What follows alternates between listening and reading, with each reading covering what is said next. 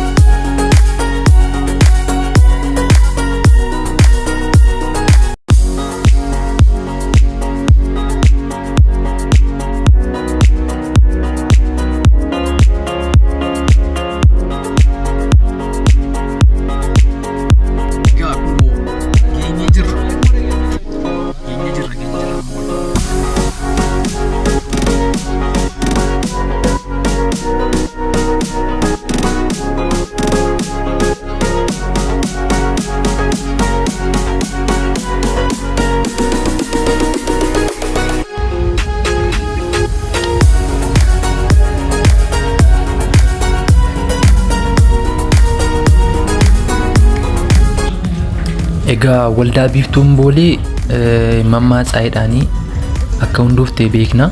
Mammaatsaa'ee jechuun haadha warraa duba guddinaa tumsaati. Bakki isin amma argaa jirtan kun mana hidhaa isaan keessatti hidhamanii turanidha. Mana hidhaa dukkanaa keessatti hidhamanii turanii yeroo mana hidhaa dukkanaa kana keessa turanitti ifa xiqqoo tokko qofa argu. Ifa xiqqoo tokko qofa kan gubbaa manaarraan asii gadi manicha keessatti gadi fu malee dukkana keessatti hidhamanii turan jechuudha. Yeroo achi keessa turan illee dhiigaan fira Yesuus barreeffama jedhu girgiddaa irratti barreessanii akka turanidha. Kun bakka isaan ciisaa turanidha. Bakka isaan ciisaa turanidha. Yeroo sana hidhamanii bakka isaan ciisaa turanidha. Kun immoo ogummaa achi keessa yeroo mana keessa turanii boca garaagaraa bocuudhaanii ogummaa isaaniittiin yeroo mana keessa turan hojjechaa turanidha. Kuni ogummaa kana fakkaatu boca akka turanii seenaan ni dubbata. Egaa kana fakkaataa mammaatsaa'ee seenaan isaanii jechuudha. Kun immoo egzibiishinii waldaan Biiftuu Boolee qopheessee baay'ee namatti tola. Kun uffata aadaadhaan kan faayamee kan agartanidha. Waldaan Biiftuu Boolee aadaa guddisuu irratti illee baay'een hojjetu. Aadaaf amantii wal faana baay'ee guddisuu irratti baay'ee tattaaffatu. Egaa waan amma isin argaa jirtan hundumtu kun hiika mataa isaatii qaba.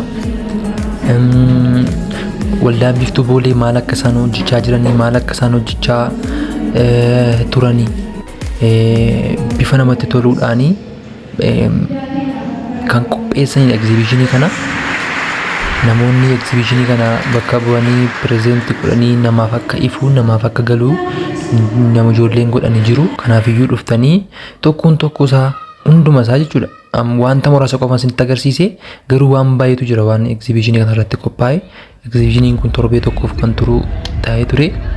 Akkas jechuun Jaanuwaarii 12 xumurama. Guyyoota 5 walitti fufinsaan gaggeeffamaa ture.